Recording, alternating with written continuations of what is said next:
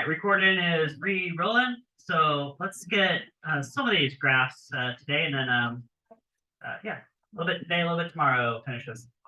Right, so who was in a group who was changing out the mass and wants to share their data? Change out the mass. How about all right? How about Ken? What was your largest mass? Our largest mass was 500. 500 grams. All right.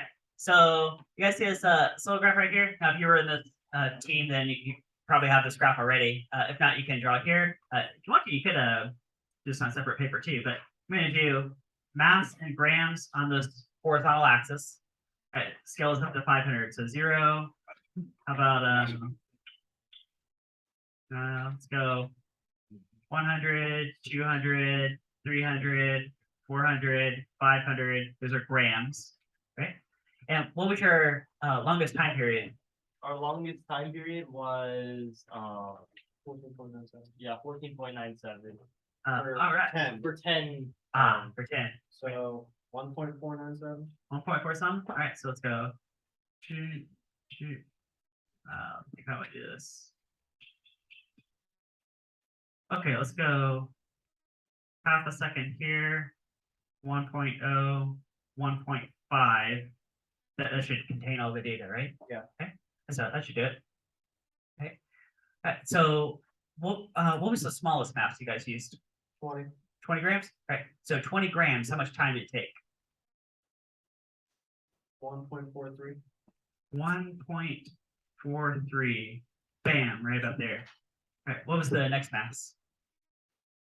50. 50 grams. How much time? 1.45. 1.45. Bam, right there. Next mass. 100 grams. Right. And how much time?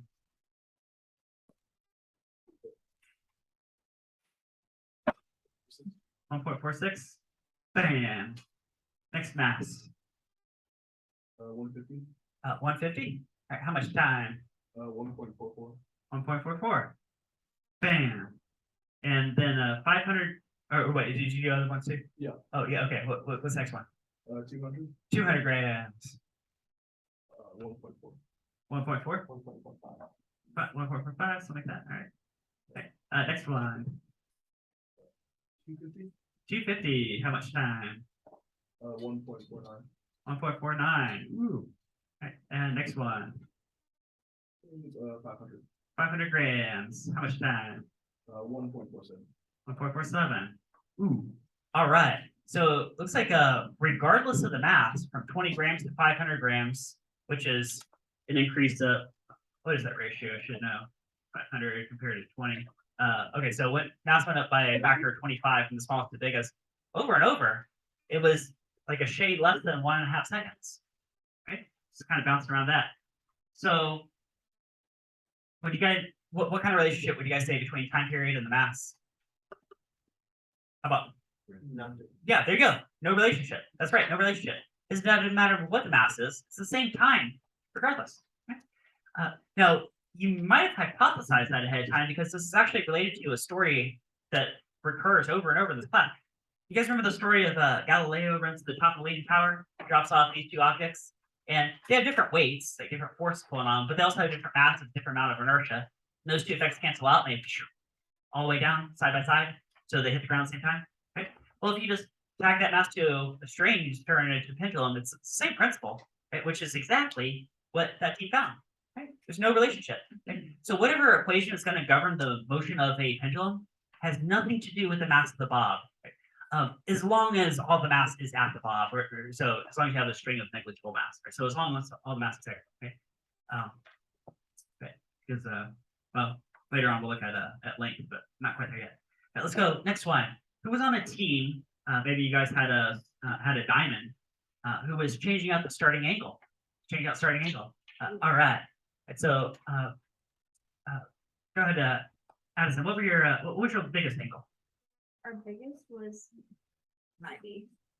90 degrees. Okay. So let's go 10, 20, 30, 40, 50, 60, 70, 80. Ooh. You know what? If I do 10 degrees at a time, 90 degrees would just be over here. I might actually do that. Okay, theta, degrees. Go 10, 20, 30, 40, 50, 60. Some textbooks that make a deal about like not making this angle too big, like trying to keep it under 30 or something, but that's how this plays out. Okay. Okay. Oh, and what was your biggest time period? 1.5. Okay, so time in seconds, 1.55. Ooh, so I should probably scale this the same as the other graph, right? Zoom out a little bit here. Okay. Try to scale this the same as one we just did. 0, 0.5, 1.0, 1.5. This would be 2.0 at the very top here. Okay. All right, so let's plot down some Cartesian coordinates. All right, so what was your smallest angle? Our smallest. 18. 18 degrees. And how much time? 1.4. 1.45. So, bam, right about there. Okay. What's your next angle? 40. 40 degrees. How much time? 1.51. 1.51. Okay. What's your next angle? 50. 50. 1.55. 1.55. Mhm. Bam. Okay. Next angle. 60. 60. And that was 1.5. 1.5. Next angle. 70. 70. And that was 1.49. 1 point, 1 point, what? 1.49. 1.49. Okay. Right then. 80. 80 Which degrees. was 1.53. 1.53. And then 90 was 1.48. 1.48. All right. So for some given like mass, which probably shouldn't have mattered, and length of the pendulum, it looks like it's about 1.5 seconds, regardless of the starting angle. Look at that. Okay. So looks like there's also no relationship between the time period and the angle. So it looks like mass and the starting angle actually have nothing to do with the motion of the pendulum. Okay. At least in terms of time period. Right. Maybe the maximum speed at the bottom changes or something like that, but it's not really captured by that. All right. All right, so we've got one variable left. All right, so who was changing out the length wants to share their data? All right, go for it, Dylan. So our biggest number, 53 centimeters. So length in centimeters went up to 53. So 10, 20, 30, 40, 50, 60. Okay, I think that works. 0, 10, 20, 30, 40, 50, 60. Okay. And so we get like all of the lengths of each What was your longest time period? a long time period for the 10, 16.12. Okay. What about for the longest length that you used? What was the time period? Yeah, that was 16. Okay, that was 16. Okay. Let's go. Let's go 5.